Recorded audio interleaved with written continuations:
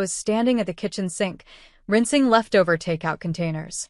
My phone lit up with Mom, and a pang hit my ribs, the kind of automatic fear you get from years of someone who could love you and cut you with the same breath. I let it go to voicemail. I couldn't bring myself to pick up. Then I pressed play. Her voice was steady, clipped, as if she'd practiced it. "You're out. I'm done with your attitude and your drama. Don't come home again."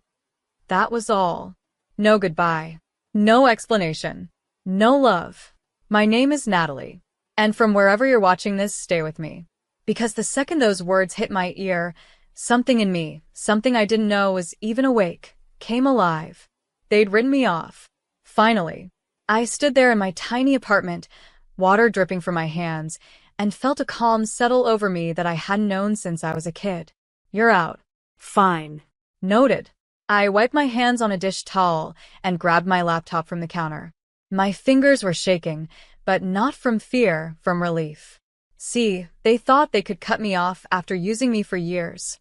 My name on their shady side business accounts. My squeaky clean credit co-signing their dream house. My power of attorney just in case they needed help. They'd built a kingdom on my good name. And tonight? I was taking it back. I pulled up the documents I'd quietly gathered for months. Revocation of power of attorney. Signed. Removal from the family trust. Confirmed. Notification to the bank to freeze all accounts tied to my signature. Sent. And the final blow. The mortgage deal for their precious McMansion. The one that would have made them look like royalty at the next HOA party. Terminated. Click. Click. Click. I swear I could feel my ancestors cheering me on from somewhere in the ether. They wanted me out? They could have all of me gone. When I finished, I closed the laptop and finally let myself breathe. For the first time in 29 years, I was free. And when I woke up the next morning, 79 missed calls. 36 text messages, flipping between pure rage and syrupy guilt. And a voicemail from a number I didn't know. I hit play, half expecting more of their shrieking. A man's voice, tight with panic. "Miss Natalie, this is Attorney Raymond. We'd have a problem. Please call me as soon as you can." I laughed so hard I nearly choked on my cold coffee. A problem? Yeah. For once, it wasn't mine. I set the phone down, the lawyer's words still ringing in my head like a badly tuned bell. "We have a problem." They'd said that to me my entire life. Every time a bill came due, every time a secret threatened to break free, every time their pristine image cracked under its own weight. "We have a problem," which always meant I had to fix it. But this time, they could fix it themselves. I poured another cup of stale coffee, breathing in the silence of my tiny apartment. My apartment. No one had ever taken this from me. No one had ever guilted me out of it or signed it away behind my back. This was my sanctuary. Outside, the city was waking up, car horns, sirens, the low hum of a garbage truck rolling down the street. I stepped out onto the balcony, letting the air hit me, sharp and cold. I felt alive. Then I checked my phone again. More missed calls. Messages, stacking up like an avalanche. "Natalie, you're destroying us. We are your family. How could you? You'll come to regret this, mark my words." Family. They loved that word when it served them. When I paid the bills. When I signed my name. When I stood in front of their bad choices like a human shield. But the moment I stopped serving, I was drama. I was selfish. I was out.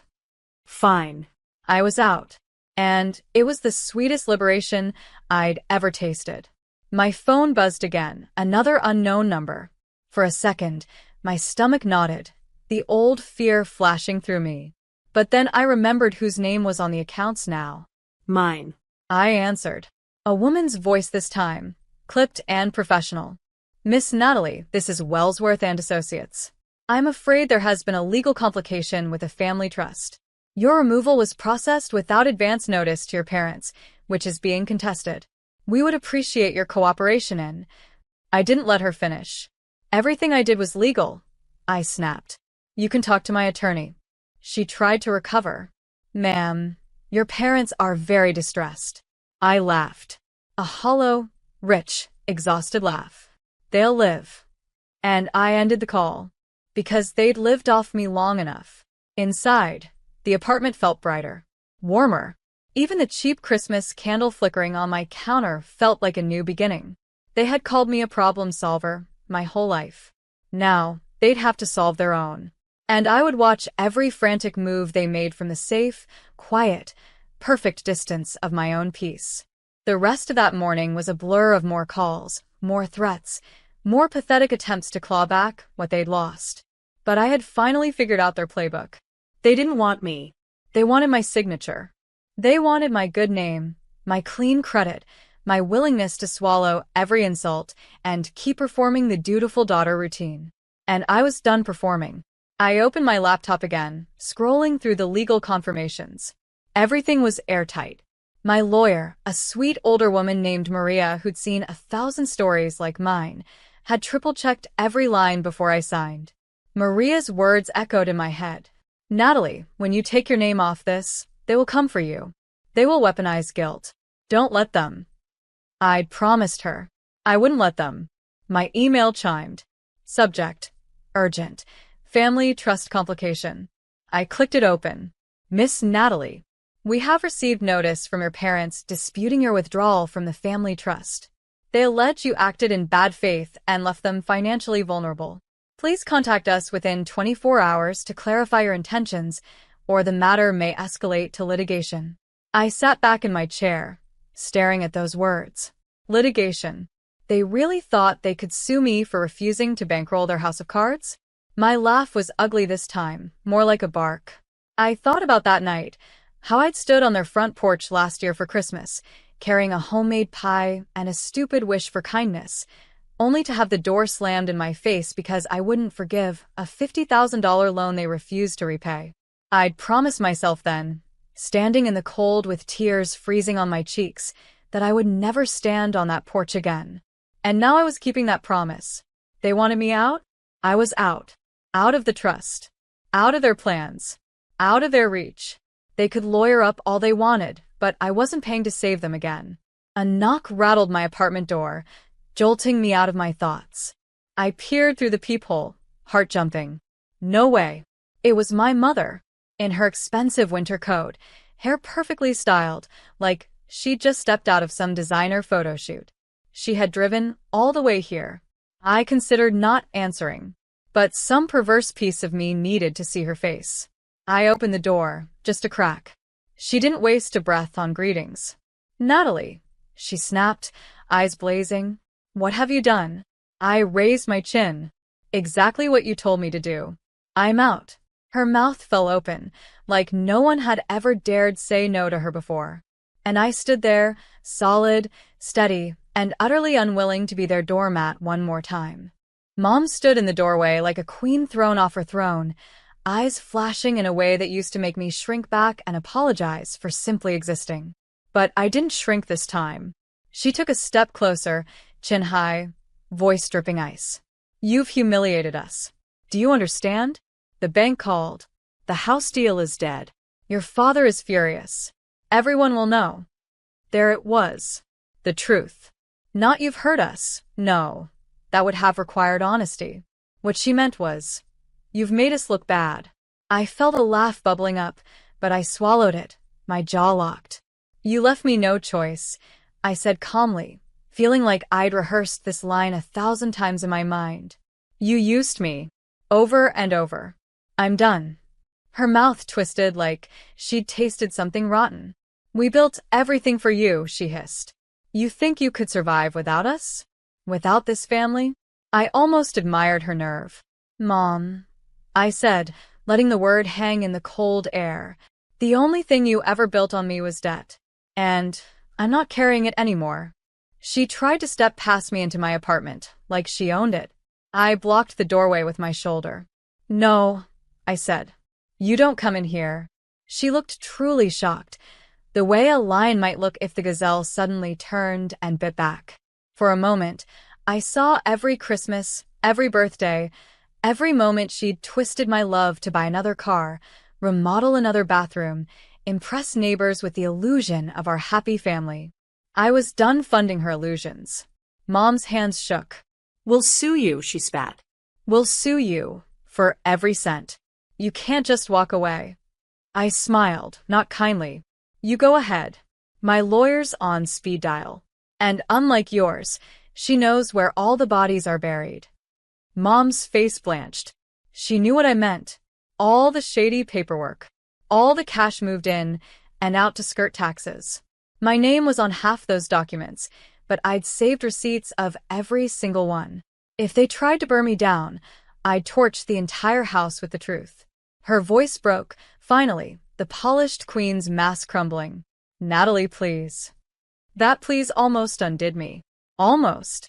Because for a second, I saw the mother I'd wanted her to be. The softness. The love. But it was a trick. I knew that now. I took a breath, heart steady. Go home, Mom. She blinked, stunned. Go home, I repeated, and figure out how to pay for yourself. And then, with a gentleness I didn't feel, I shut the door in her face. For the first time in my entire life, I realized I wasn't scared of her anymore. I stood on the other side of the door, my heartbeat pounding like a war drum in my ears. For a long minute, I couldn't move. I just stared at the cheap apartment doorknob, half expecting it to twist, to rattle, for her to pound her fist against it and demand to be let in. But she didn't. Through the peephole, I watched her retreat down the hallway, shoulders hunched for the first time in my memory. She looked small, and I almost felt sorry for her. Almost. I went back to my couch and sank down into it, feeling every bone in my body exhale. They had trained me so well. Trained me to jump at the first sign of disapproval.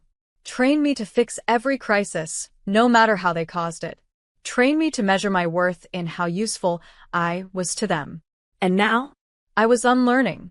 My phone buzzed again, this time a new number. I answered, expecting another lawyer. Instead, it was Maria, my attorney. Natalie, she began gently, I heard from their firm. They're threatening to freeze assets and sue you for breach of family trust. I snorted. Let them try. Maria chuckled, a warm, protective sound that steadied me. That's what I told them. Silence stretched between us. How are you holding up? She asked. It was such a simple question, but it split me open. I swallowed the sudden burn in my throat. I'm okay, I whispered. For the first time, maybe ever. Maria didn't rush to fill the silence. She let it hang, respectful.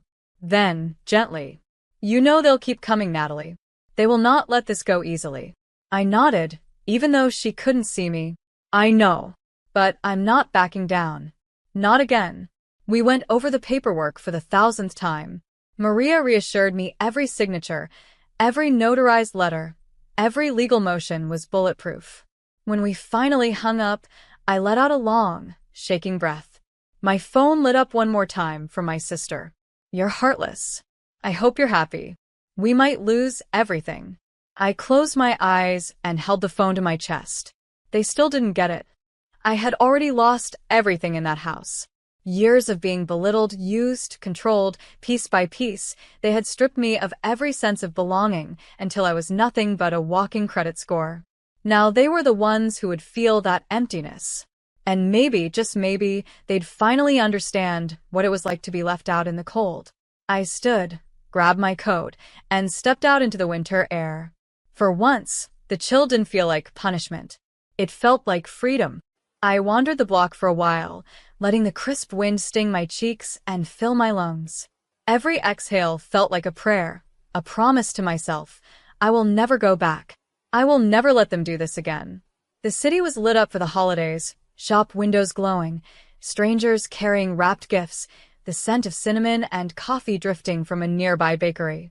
It should have made me feel lonely, but it didn't. It made me feel new. I passed a florist, its window crowded with poinsettias, and on a strange whim, I went in and bought one, a brilliant red-leaved bloom. It felt decadent to spend money on something beautiful just for me. At home, I set the poinsettia on the kitchen table, then scrolled through the missed messages still waiting on my phone. We trusted you. Your father is beside himself. How dare you ruin Christmas like this? Ruin Christmas. I shook my head, a humorless laugh catching in my throat. As if Christmas had ever been mine to ruin. Every year, it was the same. I was the one buying presents with my bonus because they overspent. I was the one cooking the meal when mom's catering fell through. I was the one smiling through their gossip, their snide comments about my job, my life, my choices. Every Christmas felt like a hostage situation where I traded my peace for a crumb of belonging. Not this year. I stood by the window, watching flakes of snow start to drift down again, soft and silent. It hit me then. They might actually lose the house. The trust was too tangled to survive without my name stabilizing it, and the bank had no reason to show them mercy now. For a moment, I imagined their voices, their horror, the way they'd scramble to blame anyone but themselves. It should have made me guilty, but it didn't. It made me feel just because I had warned them so many times. I had begged them to stop taking more than they could pay back. I had pleaded with them to leave my name out of their games. They hadn't listened. And now? Now the bill was due. My phone buzzed again. One final message from Mom. "We will never forgive you for this." I smiled, tracing the edge of the poinsettia's bright leaves. "Noted," I whispered, as if she could hear me. And I meant it, because I hadn't done this for their forgiveness. I'd done it for my own. By the next afternoon, the storm I'd set off was in full swing. My lawyer forwarded me a formal notice. The bank had frozen the entire trust, pending investigation. My parents would have no access to the accounts until they proved they could shoulder the debt on their own. The house deal was gone, ashes on the wind. I sat on my couch, the poinsettia glowing bright against the winter light, reading through the official words with a strange sense of calm. They had called me the destroyer, the traitor, the problem. But I wasn't the one who built a house on sand. They had. They thought loyalty meant I'd follow them straight into ruin, my arms outstretched to soften every fall. Not anymore. My phone rang, breaking the quiet. This time it was a local number, no mask, no block line. A lawyer's voice again, tight and clipped. "Miss Natalie, your parents' legal team is demanding you appear for mediation." I smiled, stretching my legs out on the couch. "No, thank you." The lawyer hesitated. "They're very upset." I almost laughed. "Tell them to get in line." I hung up, dropped the phone on the cushion beside me, and closed my eyes for a long moment. A part of me was still raw, still hurt. I couldn't lie to myself about that. There were memories I'd never get back. Birthday parties turned to arguments, Mother's Day brunches where I'd been told to try harder, family photos where I'd been cropped in on the edge like an afterthought. I had poured so much love into them, so much of myself, waiting for something real in return. But they had taken it again and called it normal. No more. I opened my eyes, looking around at my quiet apartment. The lamp I had picked out alone, the scent of cinnamon from the candle I bought with my own paycheck, the silly thrift store mug on my table. All mine. No one could repossess my peace. No one could foreclosure my boundaries. No one could evict me from my own worth. They could throw their tantrums, hire their lawyers, gather the entire extended family to shame me. I was unmovable now. For the first time in my life, their chaos couldn't reach me. And that was the kind of freedom I'd never put a price tag on. They say the holidays are supposed to bring people together. Maybe they do, for families who know how to love without strings attached, who give without expecting a blood sacrifice in return. But mine had shown me exactly what they valued. It was never me. It was what I could provide, what I could sign, what I could fix. So I let them burn. The final paperwork from Maria arrived on New Year's Eve. Clean. Irrevocable. My name severed. Every loophole closed. Every joint account erased from my credit report. It felt like a holy moment, seeing those signatures. Like baptizing myself in something pure, after wading through their poison my whole life. My phone still buzzed, even that night. Angry texts, then guilt-ridden ones, the pendulum swinging back and forth until I wondered if they even heard themselves anymore. "We can't keep the house without you. The neighbors are asking questions. You'll be alone forever, Natalie." I read each line with a sense of calm that bordered on supernatural. Alone? I had never felt less alone than in that moment. I had myself. I had my own peace. I had the knowledge that I could build something honest, something true, something free of their corruption. The fireworks started downtown, distant cracks and pops breaking through the night. I watched them from my window, poinsettia on the sill, its leaves glowing red under the strobe of the city lights. And I realized I didn't need their house, didn't need their trust, didn't need their holiday table with forced smiles and thinly veiled insults. I could build my own home, in my own way, brick by brick, boundary by boundary, with hands that no longer shook every time someone raised their voice. My phone buzzed one last time. A final text from Dad. Congratulations. You've destroyed everything. I whispered to the window. The city. The world. No. I finally saved myself. And then I turned off my phone, leaving their noise in the dark where it belonged. The new year was about to begin, and for the first time ever, I was stepping into it clean. No more secrets. No more signatures. No more debts I didn't choose. Just me. Unapologetic. Unbreakable. Unbought. I raised a toast to no one but myself, a silent vow that I would never again trade my peace for a place at a table that demanded I starve to keep them fed. This was my story now, and I would write it however I pleased.